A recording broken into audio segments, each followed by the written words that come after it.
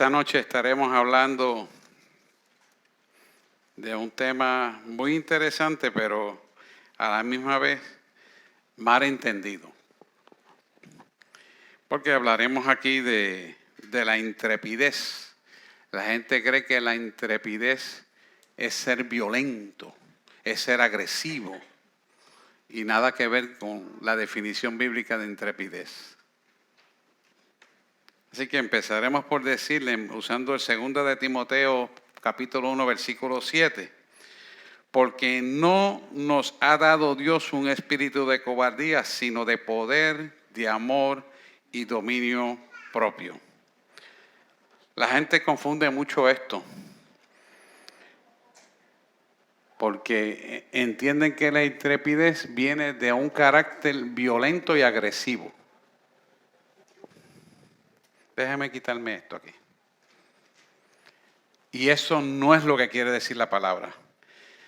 La intrepidez viene de un carácter manso, humilde, pero obediente a Dios, que es contrario a lo que el mundo llamaría intrepidez. Quiere decir que esta palabra que Timoteo trae, 2 de Timoteo, capítulo 1 y 7, que es Pablo hablando a su estudiante Timoteo, la intrepidez que él está hablando es la intrepidez de la mansedumbre y la humildad. La intrepidez que te habla el mundo es el ego funcionando para demostrar que él puede ser más grande que cualquiera. El ego funcionando por encima de cualquiera que tenga que atacar. El ego haciéndose mostrar que eres superior en X o Y aspecto de su vida. Esa es la intrepidez del mundo. La intrepidez de Cristo es todo lo contrario. Es humildad y mansedumbre. Y esto es importante porque para tú poder ser intrépido para el Señor, lo primero que tienes que aprender es a ser obediente a lo que Dios quiere que tú hagas. Esa obediencia es producto de un carácter obediente, sometido, que vive para la mansedumbre y la humildad del espíritu. Esa intrepidez hace que tú con plena mansedumbre de paz puedas establecer la enseñanza que Dios quiere que tú enseñes y lo puedas enseñar no solamente con palabras, sino con testimonio, de aprenderte a someter a la obediencia que Dios quiere. Y es importante que lo entendamos porque la iglesia primitiva avanzó por la intrepidez debido a la unción del poder de Cristo. Esa unción residía en ellos porque ellos eran mansos y humildes de corazón, como le dijo el maestro a sus discípulos. ¿Y qué pasa? Al tener esa mansedumbre, entonces la unción del Espíritu Santo estaba viva en ellos para poder hacer lo que Dios le mandó a hacer. Y es algo que nosotros tenemos que aprender, porque cuando nos dice intrepidez pensamos, este es el macho enseguida que va a tirar para adelante y que va a hablar y tirar y jalar. Nada que ver. Esa es definición del hombre intelectual, cuyo hedonismo egolátrico se quiere llenar para mostrar ser mejor que nadie. Ese es el resultado de una persona que tiene una autoevaluación y una autoestima baja, producto muchas veces de muchos rechazos no sanados. Pero Dios no tiene nada que ver con eso. Dios sana todo eso para que la intrepidez sea de parte de Dios en obediencia a lo que el Espíritu te manda hacer. ¿Me entiendes? Les voy a dar un ejemplo conmigo mismo. Como yo, siendo pastor, antes de ser pastor aquí, en una iglesia grande, pudiendo tener todos los títulos intelectuales, iba a los baños de las damas cuando no había nadie a limpiar de las cosas sucias que dejaban y pasarle el paño a los inodoros porque los varones apuntaban mal y orinaban las tapas. ¿Sabes por qué yo lo hacía, verdad? Porque esa es la casa de Dios. A mí no me importaban los títulos, a mí no me importaba tener lo que hacer, y lo hacía bien temprano los domingos antes de que llegaran las pastores rectales de la iglesia, los que eran los máximos siervos del Señor, los ángeles de la casa. Y yo a nadie le decía. Pero un día, cuando me tocó predicar, les di un ejemplo de eso. Porque ser intrépido es ser responsable con lo que Dios te manda a hacer.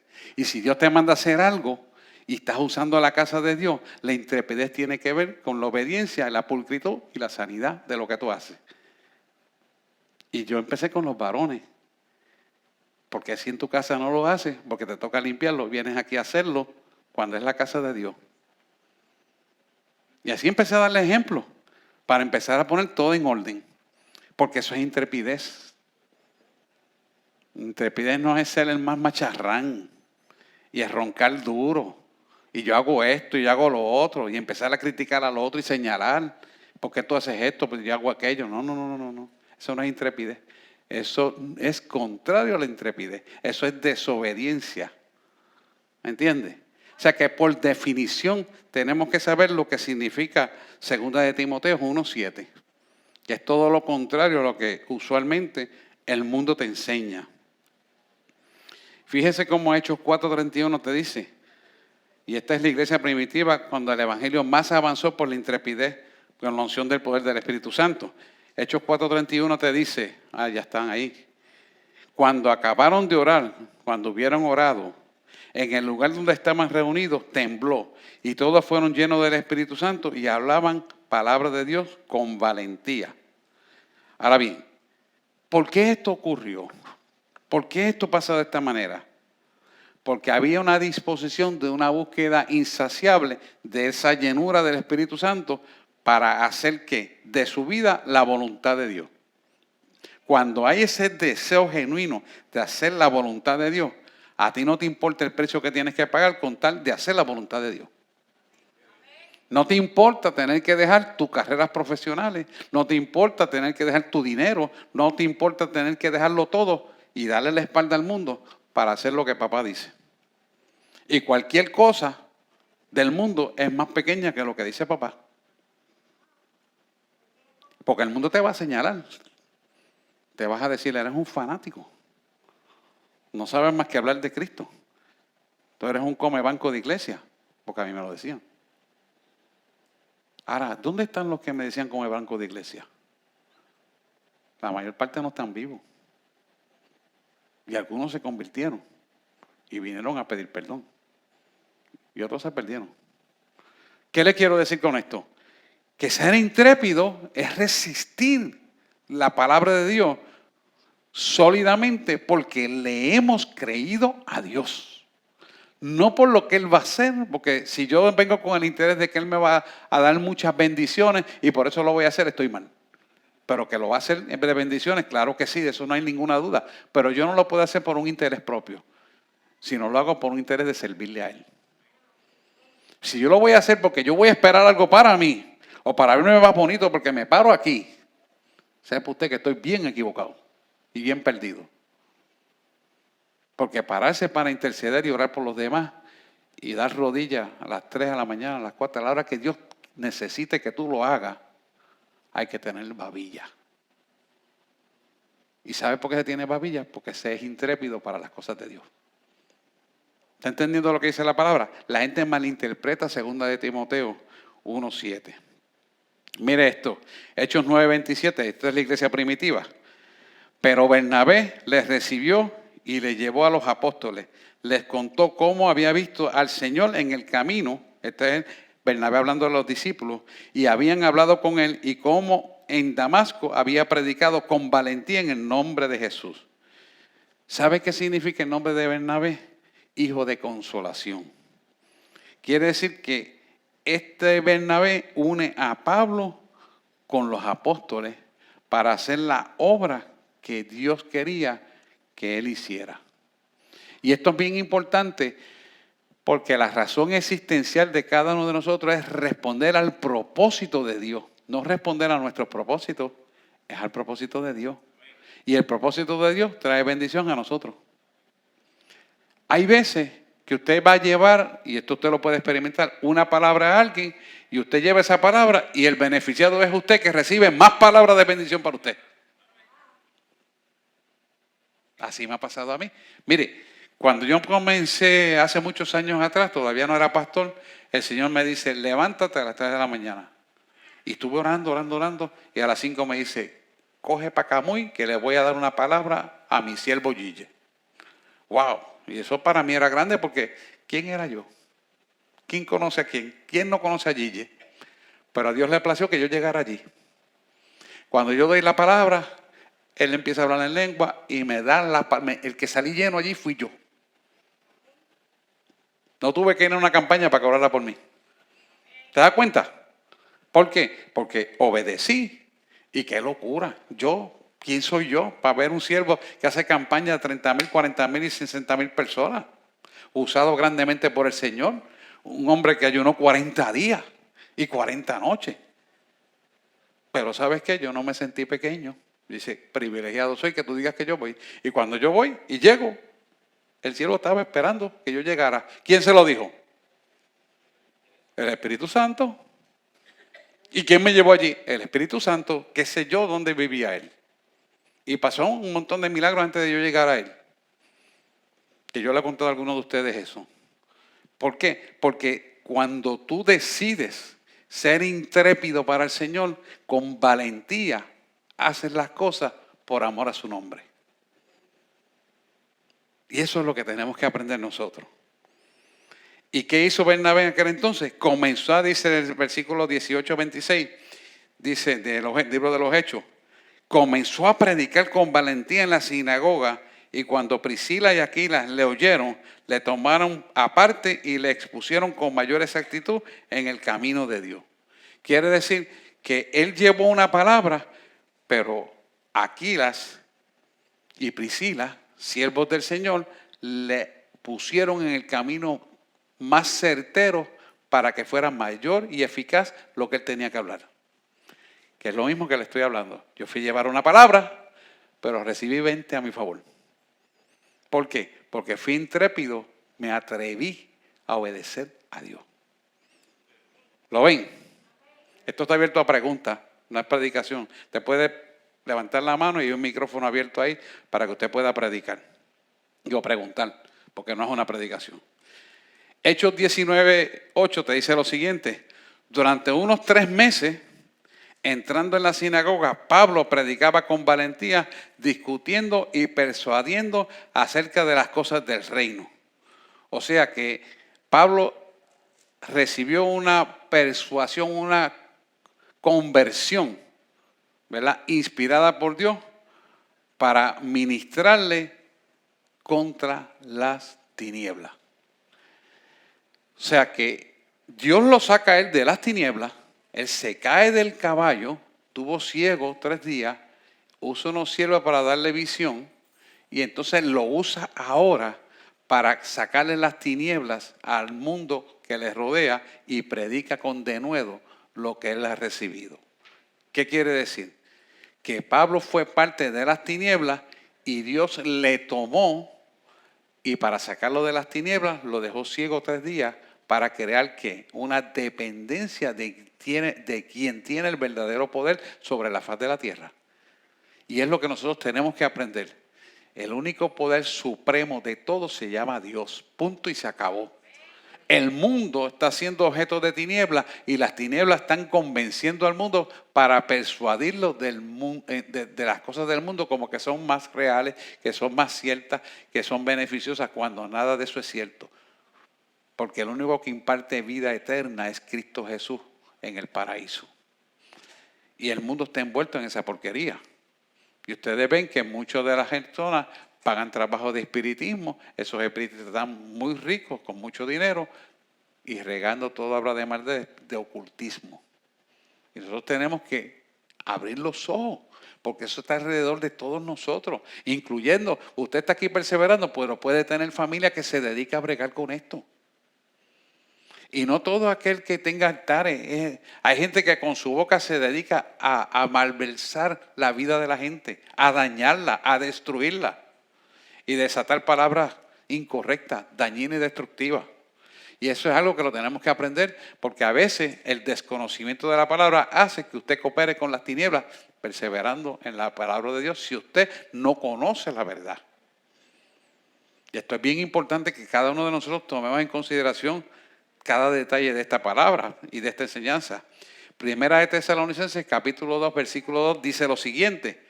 Al contrario, a pesar de que habíamos padecido antes y habíamos sido maltratados en Filipo, la iglesia anterior, como sabéis, tuvimos valentía en nuestro Dios para anunciaros el Evangelio de Dios en medio de grandes conflictos. Quiere decir que ellos en medio de las tinieblas tenían una persistencia porque tenían una persistencia de declarar el Evangelio porque tenían una relación con Dios. Por eso yo siempre a usted le hablo que esto tiene que ser una relación, no una religión. La relación con Dios diaria, donde tus problemas sean el maestro de tu vida, si es Dios quien te está guiando. Quiere decir que cuando tú tienes problemas, la adversidad, tú tienes que treparte por encima de ella para poder ver lo que está pasando al otro lado. No encerrarte en la adversidad para mirarte a ti mismo y cogerte pena, sino superarte de la adversidad, treparte por encima del problema para que puedas ver la bendición que te espera por creerle a Dios y obedecerle a Dios. Dios va a permitir una serie de circunstancias en nosotros que puede que en nuestro ser interior no sea agradable, pero Dios tiene el control de todo. Y Dios permite cada circunstancia de nuestra vida para que aprendamos a superarla dependiendo de Dios, no mirando a nadie, sino mirando a Dios. ¿Por qué? Porque la adversidad tiene que ser una universidad de aprendizaje para nosotros. ¿Por qué? Porque en medio de la adversidad, mirando al soberano Dios, es que nosotros vamos a poder elevar nuestra mirada para mirar hacia arriba y ver que esa adversidad Dios tenía propósito de que pasara para madurar nuestro carácter. Para que nosotros pudiéramos enfrentar nuestro carácter frente a Dios y saber lo que Dios quiere hacer con nosotros.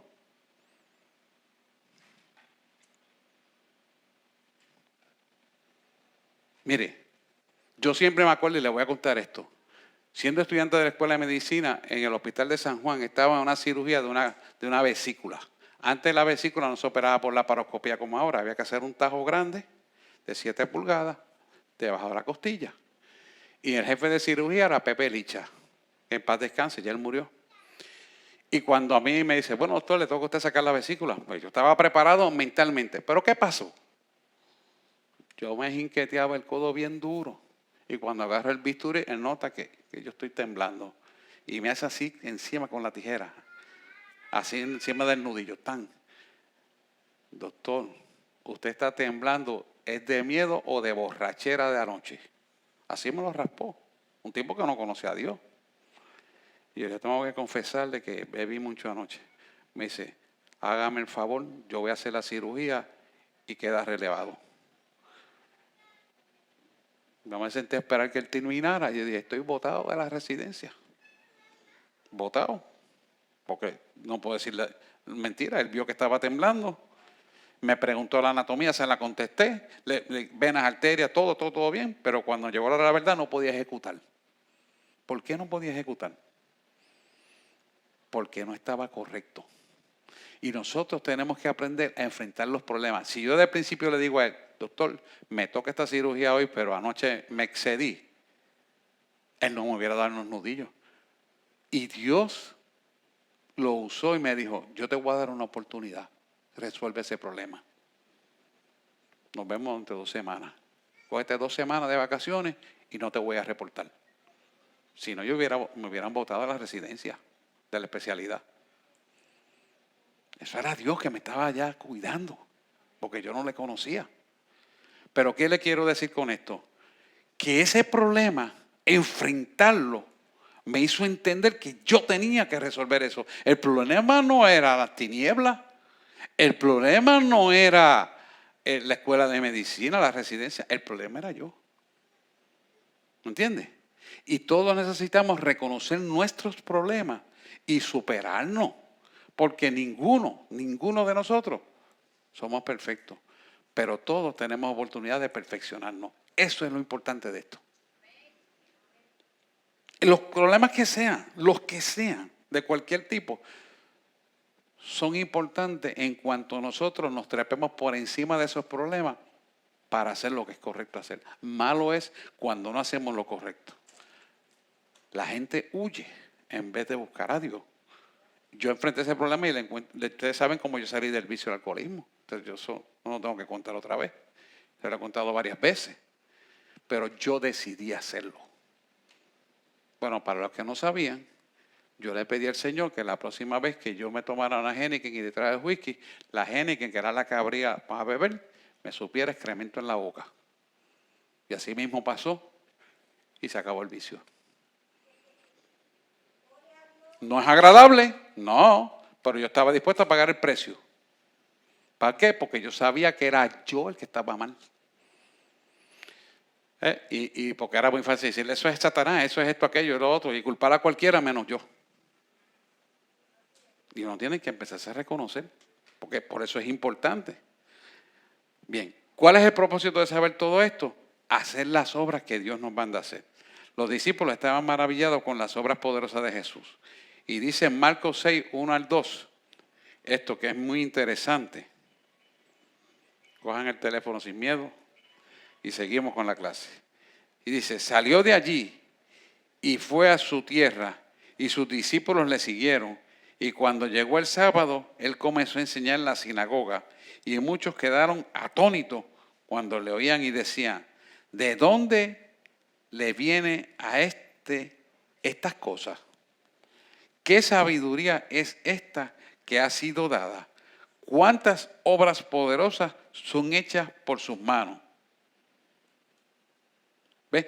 Y esto es importante porque cuando el mundo empieza a ver lo que Cristo hace contigo, empieza a cuestionar y decir, caramba, pero ven acá, ¿y desde cuándo ahora esta persona es esto? ¿Desde cuándo acá hace esto? ¿Desde cuándo acá hace lo otro? Porque lo que pasa es que el mundo no entiende que el que transforma, libera, sana y restaura es Dios. Que el mundo no entiende que las cosas que Dios llama a hacer a la gente no requieren título de doctorado. Hello. Y no tengo nada. Es bueno que estudie y se prepare porque yo lo hice. Pero Dios no depende de eso.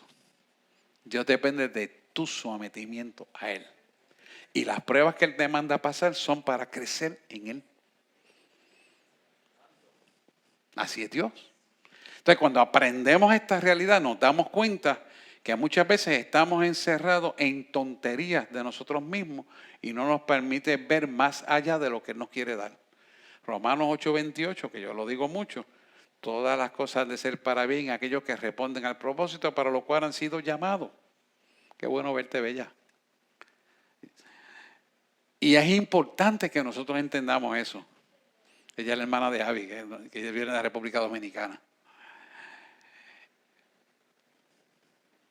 Entonces, es interesante porque cuando nosotros entendemos esto en profundidad, nos damos cuenta que muchas veces estamos dándole vuelta a la misma situación y no nos superamos.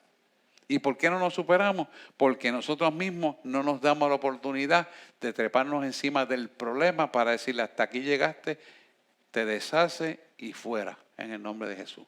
Y me supero.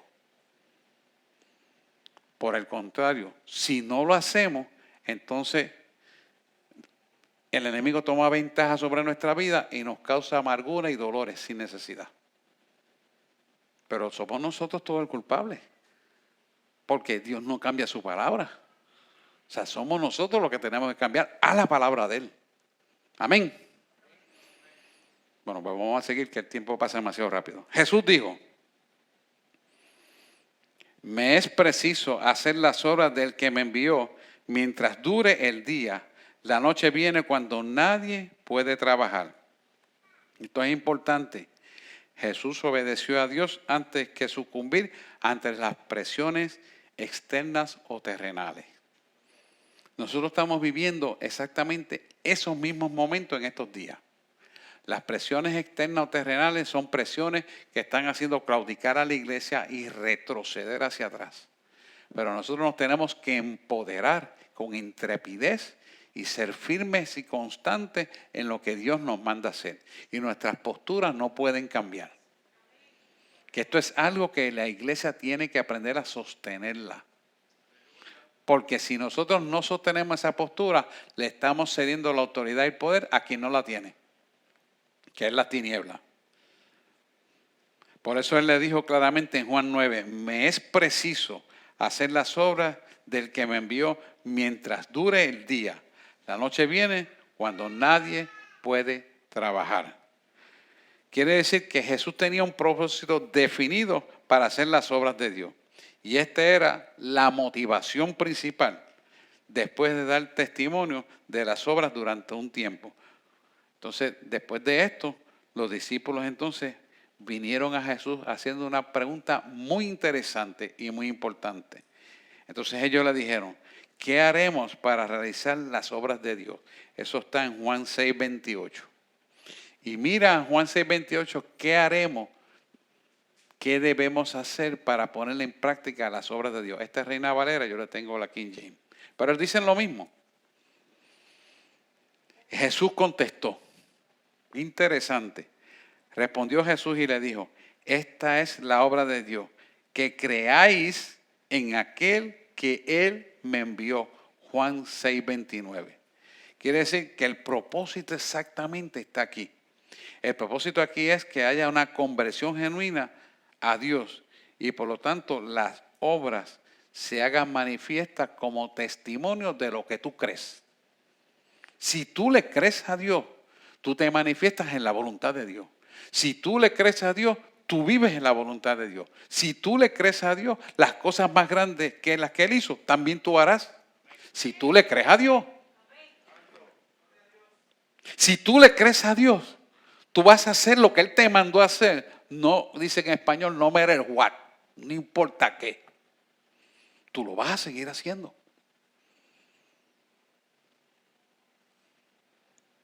Y eso es algo que tenemos que aprender. No importa qué, yo voy a seguir haciendo lo que Él me mandó a hacer. Y no importa qué, que me puede costar mucho para el hombre, pero Dios pagó un precio demasiado alto por mí, que yo no lo puedo pagar. Así que jamás yo podré hacer algo similar o parecido para poder pagar lo que Él hizo por mí. Entonces no importa qué, yo le voy a seguir sirviendo a Él. Cuando uno entiende esa perspectiva, oiga esto bien, no hay quien te saque del canal de lo que Dios quiere que tú hagas. No importa qué. Tú no abandonas las cosas que Dios te da. ¿Por qué? Porque si tú abandonas la programación que Dios te da, en la medida y forma que tú abandonas la programación, toda tu vida programada también se atrasa. ¿Por qué? Porque todo lo que ocurre en nuestra vida es una programación integrada. Aquí no hay una cosa aquí, otra acá y otra no. Está todo integrado. O es todo o es nada. Tu sí es sí, tu no es no. ¿Estamos aquí, pueblo? Esto es importante que lo podamos entender, porque esa integración tiene que ser real en palabra, obra y acción. Amén. Esa integridad es la que te da la autoridad para vencer toda obra de maldad. Mira, cuando el enemigo te interrumpe algo que Dios tiene contigo, lo primero que causa es separación. ¿Y separación por qué? Porque te saca del poder de la autoridad, porque un carbón encendido solo se apaga, pero unido no se puede apagar. Muchos carbones juntos, aunque le caiga un balde de agua, no lo puede apagar, pero un carboncito solo lo apaga cualquiera. ¿Y qué es lo primero que hace? Separarte de donde está el poder, para poderte apagar. Amén. ¿Me hago explicar? Entonces, cuando uno entiende esto y ve las circunstancias adversas, lo que tiene que hacer es solidificar, es decir, lo estoy haciendo bien porque le estoy haciendo daño a las tinieblas. Se está levantando contra mí y se levanta aquí, se levanta acá, se levanta acá, se levanta aquí, se levanta allá. Entonces que yo le estoy haciendo daño, papá. Gracias. Porque tú peleas todas las batallas por mí. Porque tú guardarás en perfecta paz aquel cuyo pensamiento en ti persevera. Porque tú peleas la batalla por mí. Porque grande es Dios más que todas las cosas. Y por ahí para arriba, usted 100,000 promesas que hay. Usted las usa. Y usted las divulga con su boca, creyéndole en su corazón. Y usted allana el camino que parece ser difícil. Y los imposibles se vuelven posibles. Pero es porque usted se atrevió en intrepidez a hacerlo. Y ahí está la diferencia. Y fíjese que Jesús les respondió y les dijo, esta es la obra de Dios, que creáis en aquel que Él me ha enviado. Pero es importante, cuando usted busca el tiempo en el original, Él espera que todo el mundo se vaya para darle esa contestación a sus discípulos. La pregunta es, ¿por qué Él espera? Para decirle eso a sus discípulos. Porque los otros no eran convertidos a Él y a ellos se les hablaba lo que tenían que hacer. ¿Para qué? Para que ellos fueran maestros de la multitud. Por lo tanto, estaba vedada esa información a ellos para que cuando Dios determinara llamarlos, los mismos discípulos fueran un ejemplo de vida de lo que le había enseñado en privado. ¿Me hago entender? Hoy usted es un privilegiado en estar escuchando lo que Él quiere que le enseñe a usted. Para que usted sea fortalecido en esto. ¿Qué pasa cuando hay este tipo de información directa a sus discípulos? Sus discípulos se integran a esta información y al integrarse al estilo de vida de palabra, obra y acción, entonces las señales, milagros, prodigios y portentos caen en favor de ellos porque la unción del Santo de Israel reposa sobre ellos para cumplir el mandato del poder de Dios sobre la vida de ellos. Y las personas que se van a encontrar van a recibir el beneficio de ellos caminar en la palabra como tiene que ser. Por eso yo siempre le digo que nosotros somos cartas vivas del Evangelio.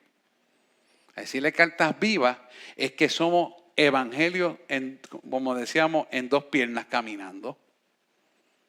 Donde quiera que nos paremos. Tanto es así que, mire, hablaba con Nanet, Iris Nanet, la hija de Torres Ortega, que en paz descanse. Y yo le decía, la presencia nada más de los cristianos llenando el hemiciclo es suficiente para que esa gente retrocedan para atrás. La presencia nada más. Y yo no he podido ir porque tengo tantas cosas atrasado, pero yo le decía, la presencia nada más, pero estoy orando, ya estaba allí, yo estoy orando contigo, estoy orando con todo el mundo. Y no tengo, vamos a hablar. Y le dedico un par de horas. Quizás yo no estoy allí porque no podía, estaba aquí bregando con el rallador, pero estaba orando aquí, mientras el mecánico bregaba ahí. Y esto es importante. ¿Por qué? Porque nosotros estamos haciendo lo que Él nos manda hacer. Y esa presencia, las tinieblas tienen que retroceder ante la presencia de Dios. Amén. Sepa usted que ese poder está ahí integrado. Así que la mayor obra de Dios se manifestó en Jesús, ¿verdad? Y esto no tenemos ninguna duda. El Señor enfocó la atención de sus discípulos en este hecho en lugar de una demostración visible de señales y maravillas. Los verdaderos milagros siempre exaltan a Jesús. Esta es la obra de Dios. ¿Por qué esto es importante? Estamos en la época de apostasía donde Satanás ya empezó a hacer cositas. Y cuando él empieza a hacer sanidades, la gente le está creyendo. Y esos son en los falsos apóstoles que estamos viendo. Y falsos profetas y falsos pastores. Mire lo que hace el enemigo para que usted abra los ojos. Le dicen que le sana el corazón, saca la potestad que está en el corazón y se la pone en el hígado. Y esa misma persona, los 3 o 4 meses, parece del hígado que nunca había aparecido. ¿Y por qué pasó eso? Porque no hubo una verdadera sanidad. Dios cuando sana, sana. Y se acabó. Y esto es importante que usted lo pueda ver porque el enemigo no puede, por más que trate de hacer las cosas imitando a Dios, no puede imitar lo que Dios hace. Pero trata de venderse como que Él las hace. Y estamos en la época donde estamos viendo ya Cristo falso. Este domingo vamos a predicar de eso. El decir la palabra Cristo, la gente cree que es como Cristo. No, hay falsos Cristos, son falsos apóstoles, falsos maestros, falsos pastores, etcétera, etcétera, etcétera. Es una falsedad completa. Y estamos en esa época. Y estamos en las señales donde están viéndose ese claro para entendimiento y conocimiento de las personas, para que nos demos cuenta la época escatológica que estamos viviendo, que está próximo al levantamiento de la iglesia. Eso tiene que pasar para que el pueblo de Dios vea que se cumple la palabra de Dios. Pero nosotros no caer en esa basura. Yo veo a veces por internet cómo la gente sigue a ese tipo de personas. En vez de buscar a Dios por esta palabra, siguen a hombres. Hermano, no. Usted busca a Dios. Y el día que no se le predique con esto, sálgase de ahí, porque Dios no está. Dice la palabra que si alguien le predica otro evangelio diferente al que está escrito, llámese el anatema. Muchos de ustedes van a recibir invitaciones para otras iglesias de gente que se ha ido de aquí. Yo sé. Depende de usted. Si usted lo hace, usted es el que va a vivir las consecuencias de la desobediencia. Yo no me traigo a nadie de otra iglesia, a menos que Dios lo traiga. Dios es el que lo trae. Pero yo no estoy, fulano, vente para acá que allí están predicando mal. No. Aunque yo sepa que está mal, usted nunca me va a escuchar a mí hablando eso. ¿Sabes por qué? Porque eso se llama proselitismo.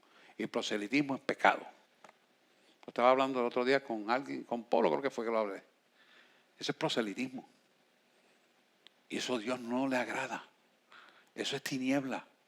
Eso es como decirte, vente este tiempo de espiritismo, este templo, salte de aquí, que aquí hay un templo que te lo van a decir más claro. Y te vas a otro templo de espiritismo.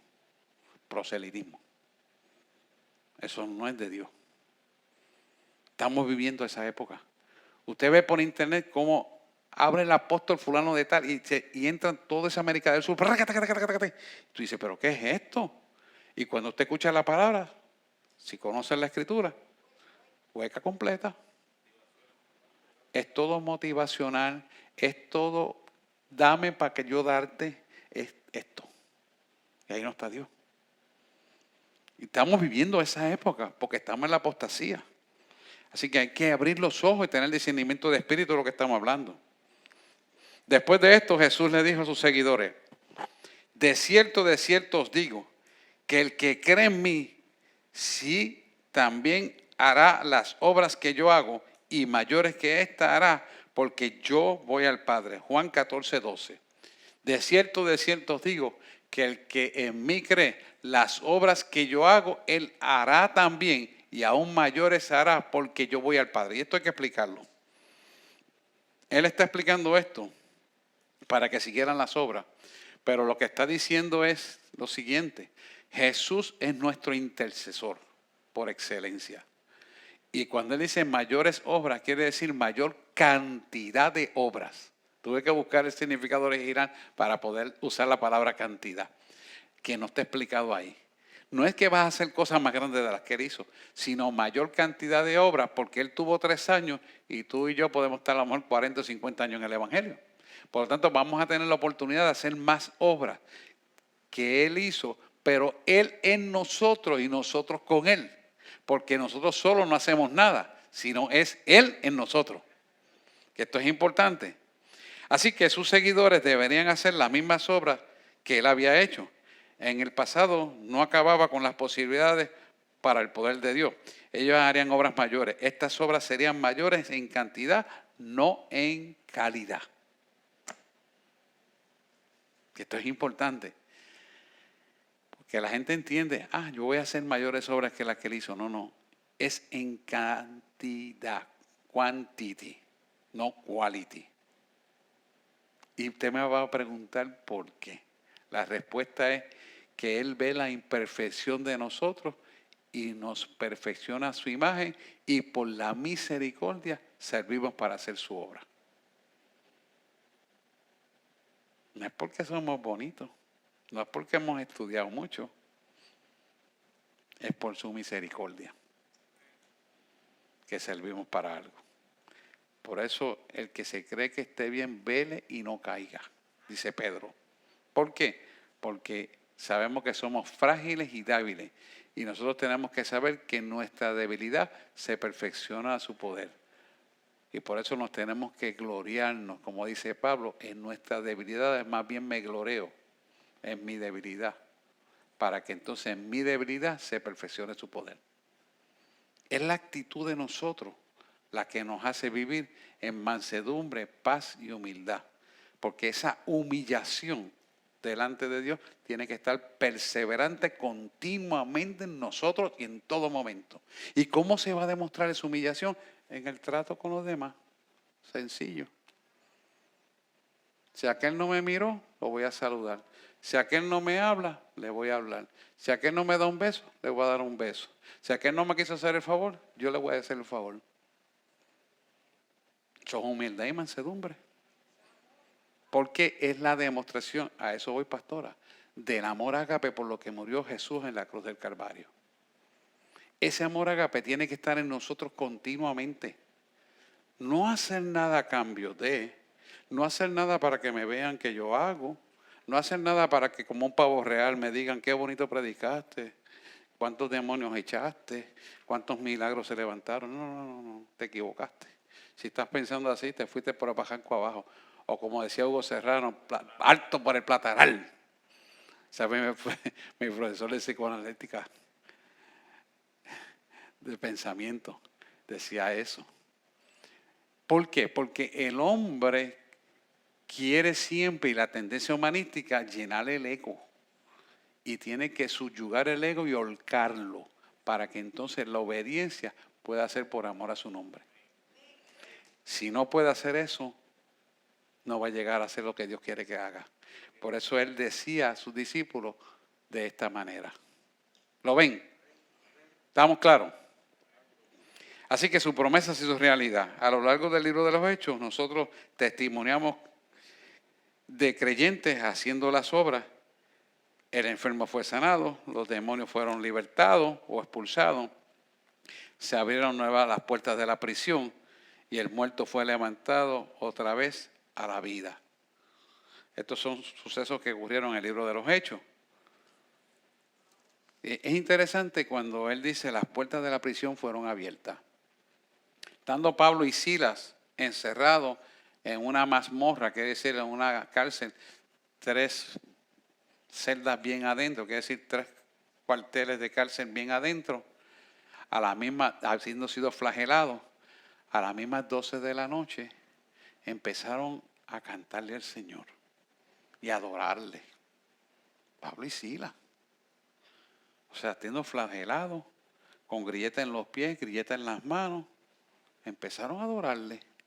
Y de repente, dice la Escritura, empezó a temblar. Y las puertas se fueron abiertas. Y todos los presos quedaron libres. Y el guardia se quería quitar la vida. Porque la policía romana, si se te escapan los presos, tú lo pagas con la vida. Y Pablo le dice, no te mates.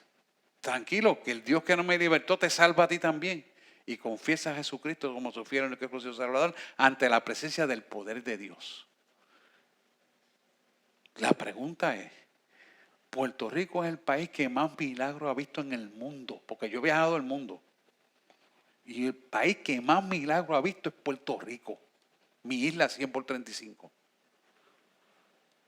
Y hoy en día es la iglesia más separada que hay. ¿Por qué? La pregunta es ¿por qué? Orgullo. Orgullo. Orgullo. Falta de sometimiento a la palabra de Dios. Falta de humildad y mansedumbre.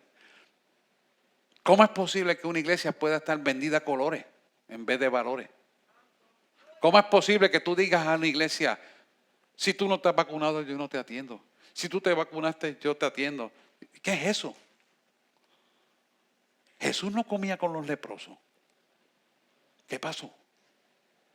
¿Dónde estamos parados? Digo, es que consta, aquí estamos ionizados, que aquí no hay COVID que valga. Usted puede venir con COVID ahí y se cura con esa ionización. Pero lo hicimos porque Dios lo dijo, ¿verdad? Pero yo me pregunto, ¿cómo es posible que hay gente que quiera acusar a la gente de esa manera? Aquí se atiende a todo el mundo, vacunado o no vacunado igual. Y ese es el amor que nos unifica a todos. Y vemos cómo la iglesia primitiva vivía de esa manera. Es interesante. Muertos levantados, milagros a tutiplén. Y Puerto Rico, que ha visto todo esto, está fragmentada la iglesia. Pero es por lo mismo que estamos hablando. Por falta de sometimiento. Sí, totalmente. Actuando a su manera y forma para verse más bonito y como mejor ellos creen. No, aquí no se trata de eso. Aquí se trata de obedecer a Dios antes que a los hombres. Revelando a Dios, dice, usted aprendió aquí. porque Dios demuestra su poder en la tierra, es revelarse al hombre. El poder espiritual delegado a los creyentes también es parte de este propósito. El poder delegado se refiere a que Jesús deposita eso en nosotros, porque primero está Dios, que es el comandante en jefe. Segundo está Jesús, o sea que Dios orquesta todo, ejecuta Jesús el comando y el Espíritu Santo es el brazo ejecutor para que las cosas ocurran. Es una cadena de comando. No podemos brincar la cadena de comando. Y hay gente que quiere decirle a Dios lo que tiene que hacer. Eso no puede funcionar jamás, porque no es a su manera. Tiene que ser a la manera de Dios. Fíjese que en Mateo 9, 1 al 8, y esto lo quiero leer con calma, cuando las multitudes vieron esto, temieron y glorificaron a Dios, quien había dado semejante autoridad. ¿Quién había dado es en forma de pregunta? ¿Quién había dado semejante autoridad a los hombres? Mateo 9, 1 al 8. Vamos a buscar. Vamos a leerlo completo. Dice, entrando Jesús en la barca, pasó al otro lado y vino a su ciudad. Su ciudad es Capernaum, donde estaban los cuarteles de Jesús. No lo dice ahí, pero cuando usted estudia la historia, sabe que es Capernaum. Vamos al número 2. Y sucedió que le trajeron un paralítico tendido sobre una cama. Y al ver a Jesús la fe de ellos, dijo al paralítico, ten ánimo, hijo, tus pecados te son perdonados. Y mire el 3 lo que pasa. Entonces algunos de los escribas decían dentro de sí, este blasfema. O sea, y quiero decir que el original dice que pensaban, cavilaban, no que hablaban, sino que cavilaban en su mente. O sea, que el pecado de ellos ya estaba en la concupiscencia del pensamiento y por eso ejecutaban la maldad. ¿Y por qué traigo esto a colación? Porque todo lo que nosotros somos es lo que realmente somos. Por eso tú eres lo que tú piensas que tú eres. Si tú piensas que tú eres un hijo de Dios lavado por la sangre del Cordero, que vives en mansedumbre y humildad, eso tú funciona en ti. Pero si tú piensas que tú eres un hijo de Dios lavado por la sangre del Cordero, lleno del Espíritu Santo para hacer lo que tú quieres hacer, y porque yo tengo que verme y exhibirme, entonces Dios no está. Quien está en el intelecto. Por eso estos cavilaban, quiere decir, ellos pensaban que este blasfema, y era con referencia a Jesús. Por eso no tenían ningún poder ellos. Mira el 4. Y conociendo Jesús los pensamientos de ellos, aquí te lo dice, ¿ves? Dijo, ¿por qué pensáis mal en vuestros corazones? Él les preguntaba, ¿por qué piensas mal? Y es una autorreflexión donde ellos tenían el derecho de decir, calma, pero si Él está haciendo el bien, ¿por qué yo tengo que pensar mal? ¿Por qué siendo yo un escriba es un conocedor de la ley de Jesús? ¿Ves? Entonces ver otro que no es supuestamente tan conocedor, está haciendo el bien. ¿Y por qué no lo estoy haciendo yo? Y yo sé que conozco la ley. ¿Entiendes? Es una confrontación de la concupiscencia del corazón. Porque toda la iniquidad sale de la concupiscencia del corazón, porque la naturaleza adámica vive el pecado en nosotros en la carne. Quiere decir que había una lucha interna en el corazón de estos escribas. Supuestamente eran los que más sabían de la ley. ¿Se da cuenta? Exactamente es lo mismo que pasa ahora. Hay gente que te puede recitar la palabra, pero no la puede vivir. No la puede aplicar. Y te conoce la palabra. ¿Y por qué pasa eso? Porque la lucha interna no la ha vencido. ¿Entiendes? Conociendo a Jesús los pensamientos de ellos, dijo, ¿por qué pensáis mal en vuestros corazones? Mira lo que dice el 5. ¿Por qué? ¿Qué es más fácil decir? ¿Los pecados te son perdonados o decir levántate y anda? O sea, se lo está diciendo de dos maneras. Como quiera de decir lo mismo, porque lo que le está demostrando y rompiendo el intelecto a los escribas es que yo soy el que tengo el poder. Tienes que entender que yo soy el Dios viviente que tú no quieres reconocer. Eso es lo que le está diciendo. Pero ellos persistían en la concupiscencia de su ser interior porque no querían hacer la introspección de su error. Y eso es lo que pasa con la iglesia en Puerto Rico y en muchas partes del mundo. No quieren reconocer que Jesucristo es el verdadero Señor y someterse a la autoridad del rey. Y ahí es donde la puerca se la antorcha el jabo. Por eso la iglesia no tiene el poder que tiene que tener. Sí, me gusta decírselo así para que entiendan el término grande y se ría un poquito. Mire el 6 lo que dice. Pues para que sepáis que el Hijo del Hombre tiene potestad en la tierra para perdonar estos pecados, dice entonces el paralítico, levántate, toma tu cama. A otro dice, toma tu lecho y anda. Toma tu cama y vete a tu casa. Y mira el 7, vamos hasta el 9. Entonces él se levantó y se fue a su casa. Y el 8, no, hasta el 8 creo. Y la gente al verlo se maravilló y glorificó a Dios que había dado tal potestad a los hombres. Esto es interesante porque es un propósito del poder de Dios que viene a sus hijos para cumplir su propósito en la vida de nosotros. O sea, que todo poder que Dios da a sus hijos responde a un propósito escueto y claro que viene primero de parte del Padre, que es el que orquesta todo. Después viene Dios, que es Jesús, que es el que organiza, y viene después el Espíritu Santo, que es el que ejecuta a través de ti y de mí. Por eso ese orden es inalterable. Nadie puede decirle a Dios, yo quiero que tú hagas esto, quiero que hagas lo otro. No, estamos equivocados.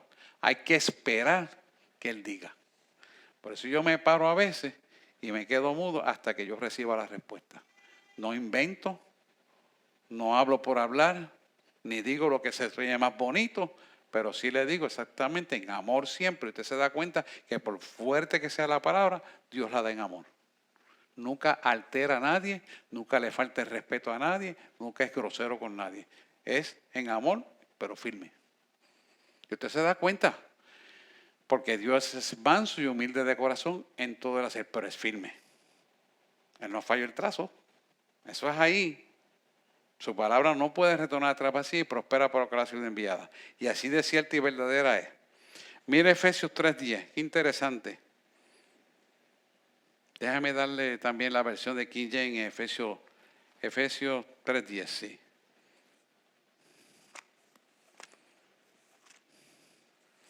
Efesios 3:10.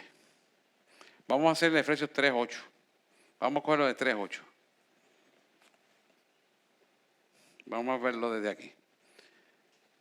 3:8 dice. A mí que soy menos que el más pequeño de todos los santos, este es Pablo hablando, me fue dada esta gracia de anunciar entre los gentiles el evangelio de las inescrutables riquezas de Dios. Y mira el 9. Y de aclarar a todos cuál sea la dispensación del misterio escondido desde los siglos en Dios que creó todas las cosas. Y el 10 te dice, para que la multiforme sabiduría de Dios sea ahora dada a conocer por medio de la iglesia a los principados y potestades en lugares celestiales. ¿Quiénes son la iglesia? Usted y yo.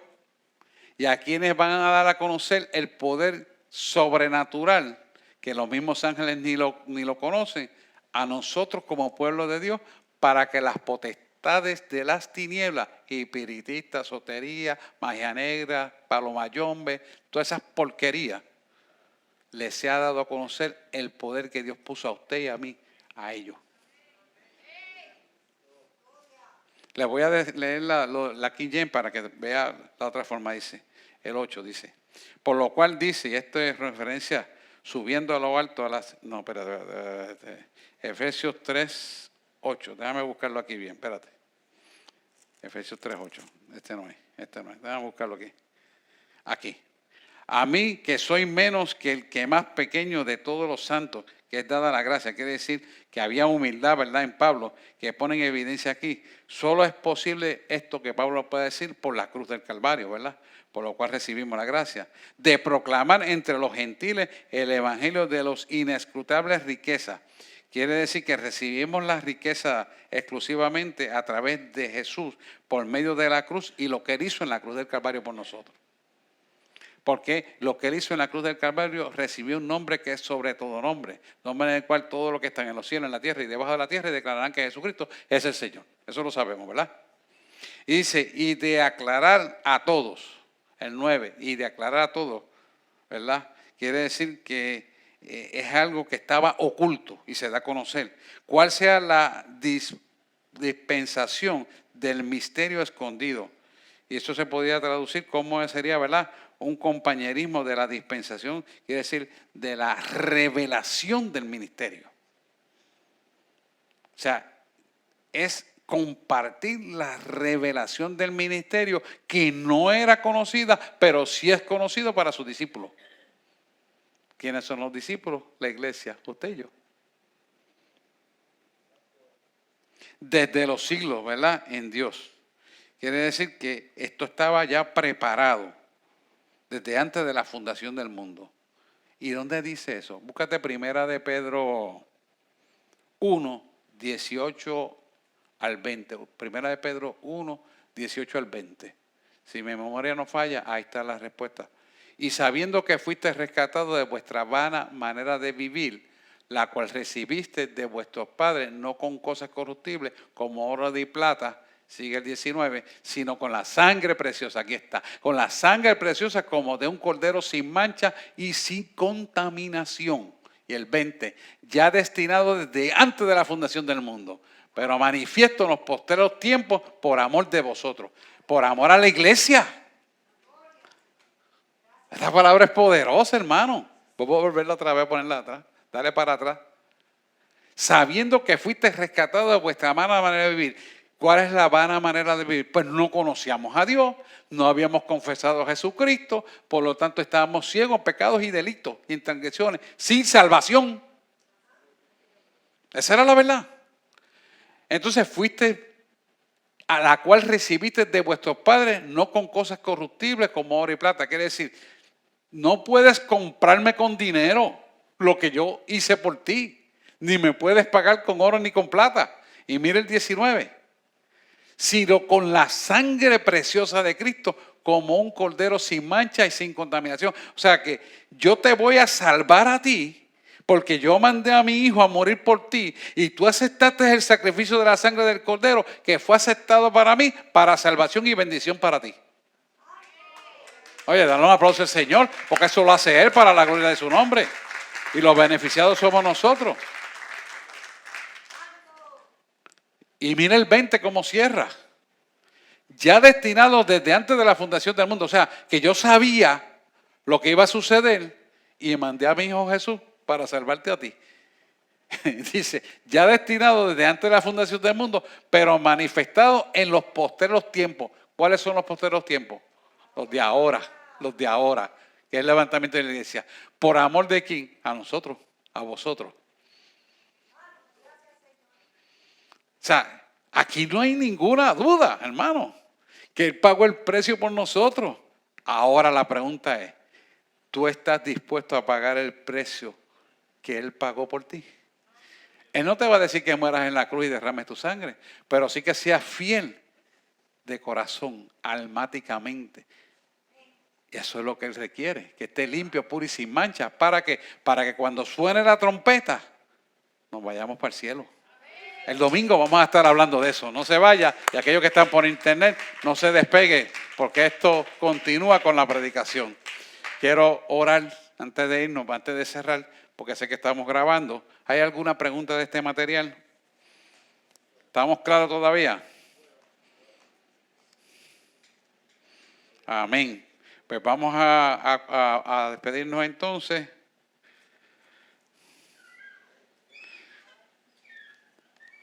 Para que nos vayamos para casita. Si no hay preguntas, no hay duda, oramos.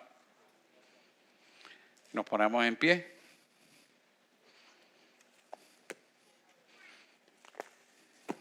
No hubo preguntas hoy, parece que estábamos claros. Qué bueno.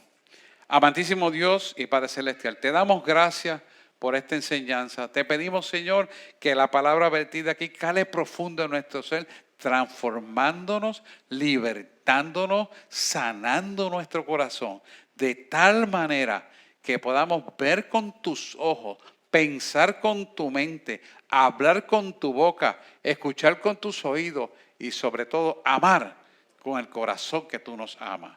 Guarda nuestra entrada y nuestra salida, llévanos con bien y que el sueño de nosotros sea un sueño reparador, que mientras nuestro cuerpo, nuestro cerebro, nuestro sistema nervioso central y periferal descansa, nuestra alma y nuestro espíritu estén en adoración a ti como están los santos en el cielo. De tal manera, Señor, que estemos comunicados contigo 24/7 y recibamos la revelación del reino y su justicia y todas las demás cosas os serán añadidas. Hemos orado y desatado esta palabra en el nombre de aquel que murió por nosotros en la cruz del Calvario. En el nombre de Jesús. Amén, amén y amén. Que Dios los bendiga y nos vemos el domingo en el culto. Hasta luego.